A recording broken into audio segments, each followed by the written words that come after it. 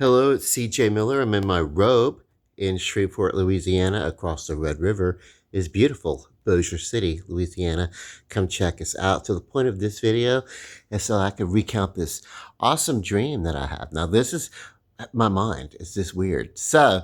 Um, literally, I'm in the dream. I'm at this great big massive meet and greet convention. You know, you walk up and shake hands of celebrities, and this must have been like some sort of TV Land convention or something like that because it was all the uh, TV show stars of my childhood, you know, and prime on the spot were the cast of the Golden Girls, and I've seen the show and everything, but I have friends who were like big fans. Uh, that's my story, and that's I'm sticking to it. So, what is that? Anyway, hang on. There.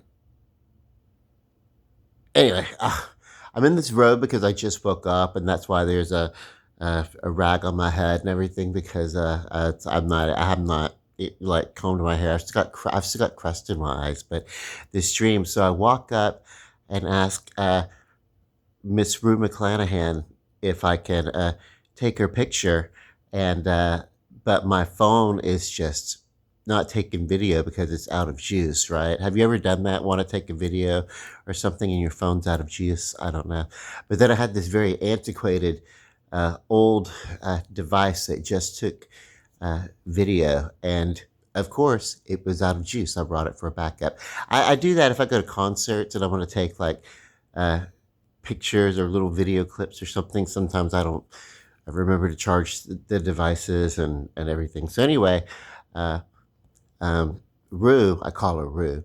She she let me use her charger to charge my phone. Wasn't that sweet? And then she said hello and this and that to whomever it was back home. I don't even remember their names.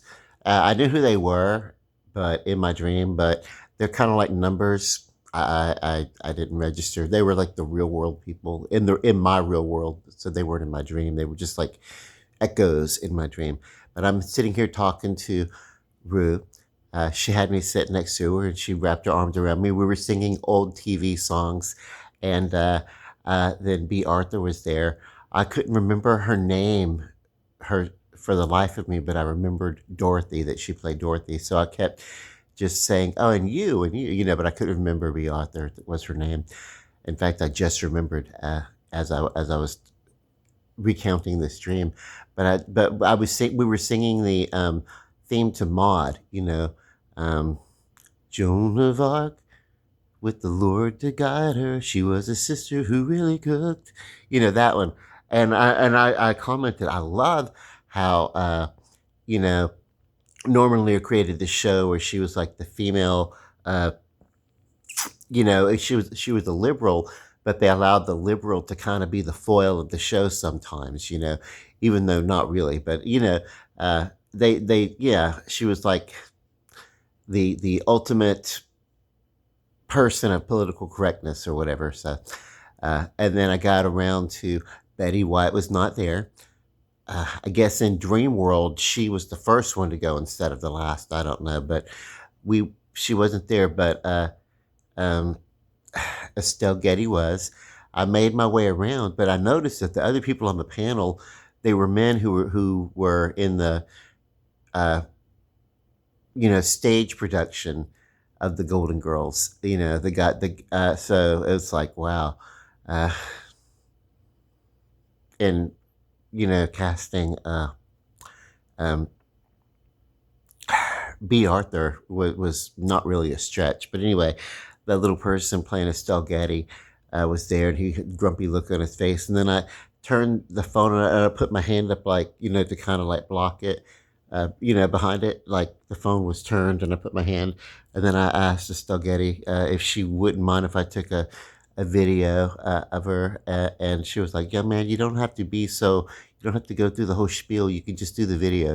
She was like, "You don't have to be pretentious. This is celebrity. People know you're going to be taking little videos and things like that." So, so she kind of chastised me for being slightly pretentious of my poor etiquette at these things, but and then uh, I went on. I met Richard Thomas, John Boy Walton, from a show that I barely remember.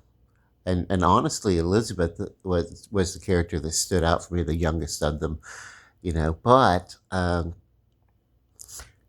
and they weren't really like part of the panel. They were filming a scene, And ironically, he had climbed up on, so it was a they were doing some promo stills, and he was on a cross, not like all crucified, but just it was a thematic thing, because they were playing on his John Boy Walton image from back in the day.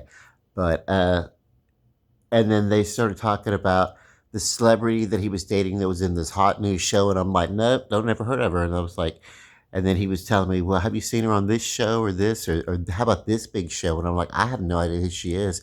And he was like, well, the sex scenes in this show. And I'm like, oh, cool. Well, I'm going to cross reference her name of the show and sex scenes, and I'm going to watch all the sex scenes. And if they're good, then maybe I'll watch the show.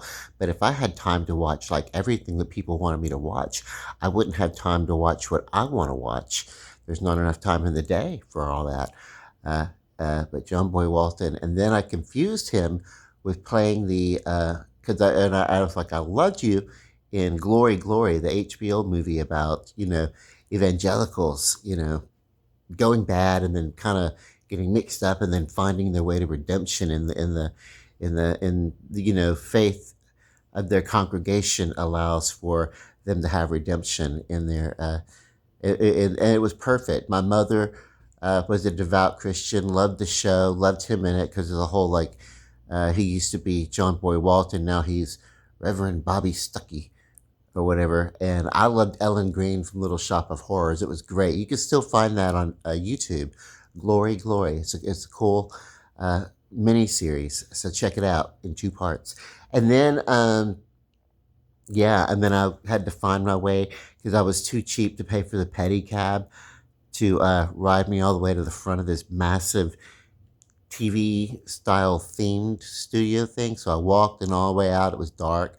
And I'm like, I'm going to find my way to the bus because I have to go because I travel by bus. I don't want to fly. I had that conversation. So go all the way to something, something, something. And they were speaking to me in some sort of medieval language, which I don't understand. If my oldest nephew were with me, he would know how they speak in Dungeons and Dragons.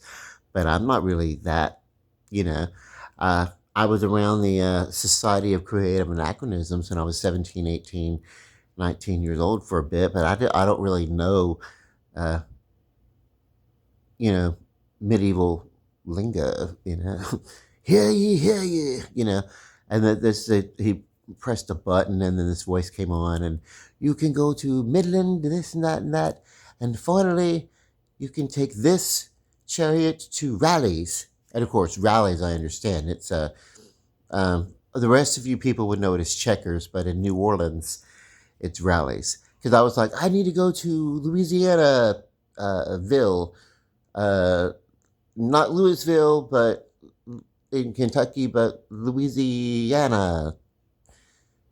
Just the part that's still there, not the whole territory. Over in the States, the Americas. And they were like, what are the Americans? They were really into it. They didn't know where I was going, so they couldn't give instructions. So but as I was leaving that little theme area from the convention that I was at and watching it, this was like, wow. Then I woke up, and it was such a fun little happy thing. I wanted to make the video and tell you guys all about it. What do you guys dream about? Wait. I only want to know some of the dreams that you dream about. I don't want to know them all. But yeah, dreams are fun little adventures we get to have, right? It's so weird that I would dream of celebrities that from the 1970s, 1980s, and nothing contemporary. Oh my God. And those shows were even too old for me, which is so weird because I don't really remember the TV shows that well, other than the fact that they were. music from that time period, 70s and 80s. I can name just about everything that was on the radio at the time, you know. So I don't know. Anyway, love you guys. Good morning. Have a lovely day. Bye.